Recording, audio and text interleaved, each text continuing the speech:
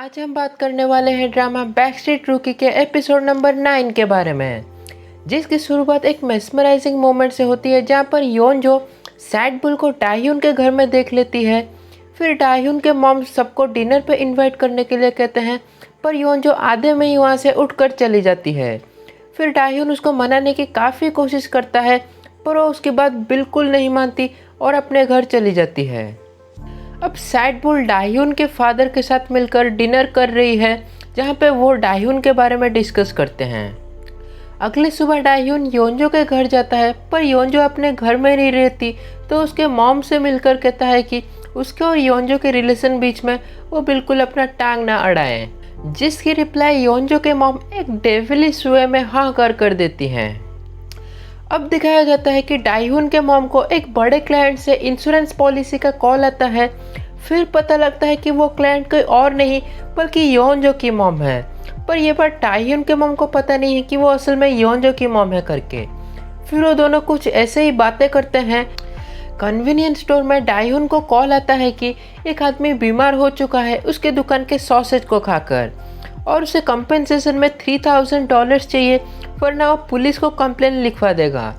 ये बात sad bull सुन लेती है।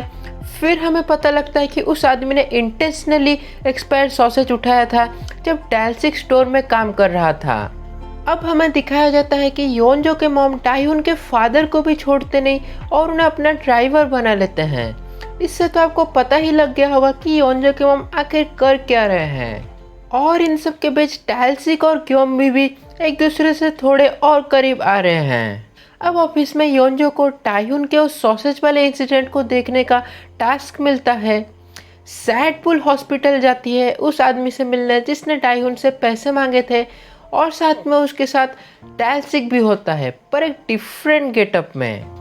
फिर वो दोनों उस आदमी को डरा कर डाह्यून के लिए पैसे थोड़े कम करते हैं। जब वो 3000 लेने वाला था, अब वो $1000 लेगा। अब जियूक सैड बुल से कहता है कि उसे उसके सिस्टर का पता लग गया है और उसे उसके एक डांस प्रैक्टिस का भी वीडियो दिखाता है। अगले सुबह डाह्यून के पापा योंजो को ऑफिस ड्राइव करके छोड़ते हैं। फिर सॉन्गजुन अपने पावर का गलत इस्तेमाल करके सैड बुल के बॉस से कहता है कि सैड बुल को काम से निकालने के लिए, वरना वो उसको अच्छे से देख लेगा। अब योंजो आखिरकार डाह्यून के मैसेज का रिप्लाई करती है और कहती है कि उसे उससे मिलना है, तो वो डिनर खाने के लिए जाते हैं। पर खाना खाने के टाइम में योंजो कहती है कि ये उनका आखिरी डिनर है जिसको वो एक साथ मिलकर खा रहे हैं, मतलब वो डाह्यून से फाइनली ब्रेकअप कर देती है। फिर उसके बाद वो सॉन्गजुन के साथ अपने घर वापस चली जाती है। तो फाइनली डाह्यून का योंजो के साथ ब्रेकअप हो गया है, और इसी के साथ ही हमारी एपिसोड 9 की भी एंड हो जाती है। तो अगर आपको इस ड्रामा से रिलेटेड कुछ डाउट है तो आप मुझे कमेंट कर सकते हैं या फिर मुझे डीएम कर सकते हैं। और अगर वीडियो अच्छी लगी हो तो हमारे इस चैनल को सब्सक्राइब और वीडियो को तो लाइक करना बिल्कुल भी ना भूलें। तो मिलते हैं आपसे अगले वीडियो में, तब तक के लिए bye bye and take care.